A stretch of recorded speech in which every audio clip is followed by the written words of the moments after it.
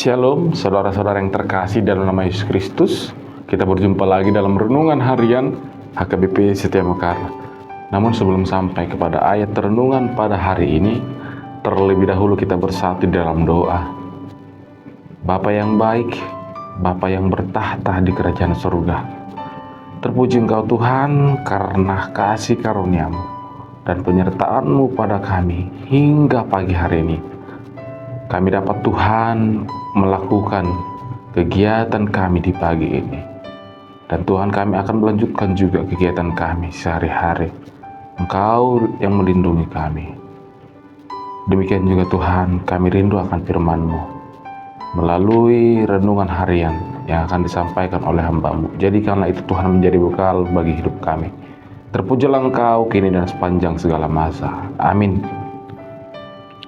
Saudara-saudari yang terkasih dalam nama Yesus Kristus, yang menjadi ayat harian pada hari ini di tanggal 1 Oktober 2024, yaitu yang tertulis dalam Yakobus pasalnya yang ketiga, ayatnya yang ke-18.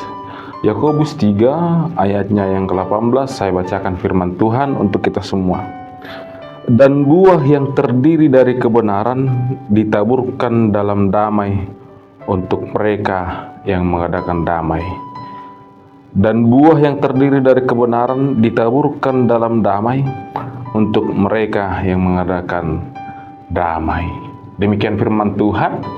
Bapak, Ibu, Saudara yang terkasih di dalam nama Yesus Kristus, untuk memahami teks ini perlu kita baca ayat sebelumnya, yaitu dari ayat ke-13 sampai dengan ayat yang ke-17, yang dimana nats kita ini, perikop ini membahas seputar hikmat yang dari atas.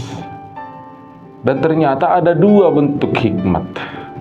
Ada hikmat dari dunia, ada juga hikmat dari atas. Hikmat dari atas merupakan hikmat dari Tuhan Yesus Kristus.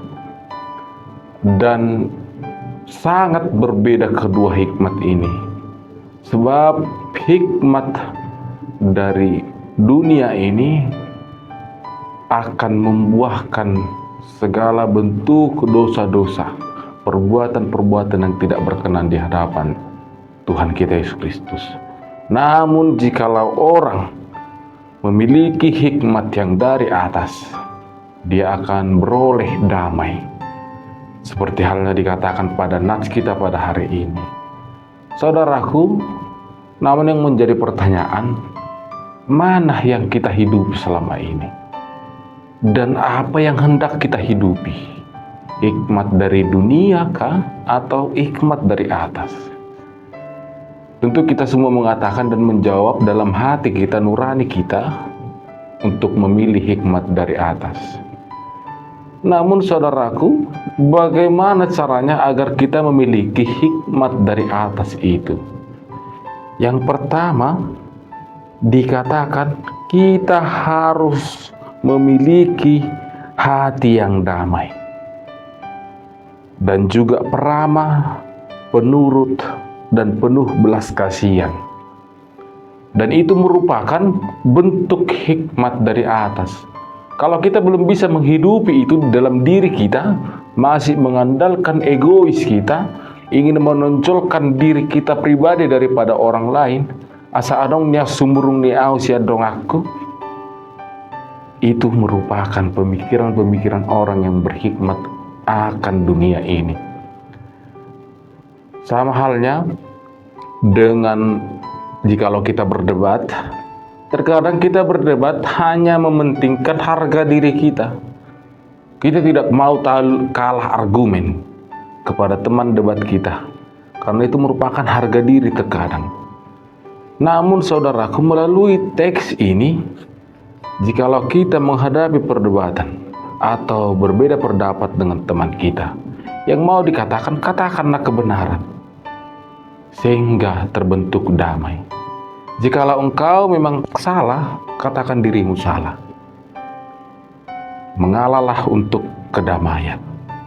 Dan di situ juga akan tercipta kebenaran-kebenaran Injil Tuhan Sebab kita mengatakan apa yang sebenarnya terjadi. Bukan kita mementingkan ego kita, namun kita meluruskan apa jalan yang salah sebelumnya untuk kita luruskan ke jalan Tuhan. Dan itu merupakan kebenaran yang sesungguhnya dan diinginkan Tuhan. Oleh sebab itu saudaraku, dalam menjalani aktivitas kita ini, baik di kantor, baik di pasar, baik dimanapun kita berada melakukan aktivitas kita, mari kita lakukan dan kita hidupi hikmat dari atas itu, agar tercipta kedamaian, agar tercipta kebenaran, dan termuliakan nama Tuhan. Sebab orang yang melakukan kebenaran dan firman Tuhan merupakan orang yang disebut anak-anak Tuhan. Sebab dikatakan berbahagialah orang yang membawa damai, karena mereka akan disebut anak-anak Tuhan. Oleh sebab itu saudaraku, semangat dalam melakukan aktivitas Anda, dan juga andalkan Tuhan, andalkan hikmat dari Tuhan dalam menghadapi setiap aktivitasmu, dalam menjalani aktivitasmu. Seperti apapun itu problem yang engkau hadapi, andalkan hikmat dari Tuhan. Jangan andalkan egomu, tetapi selalu berserah pada Tuhan. Amin.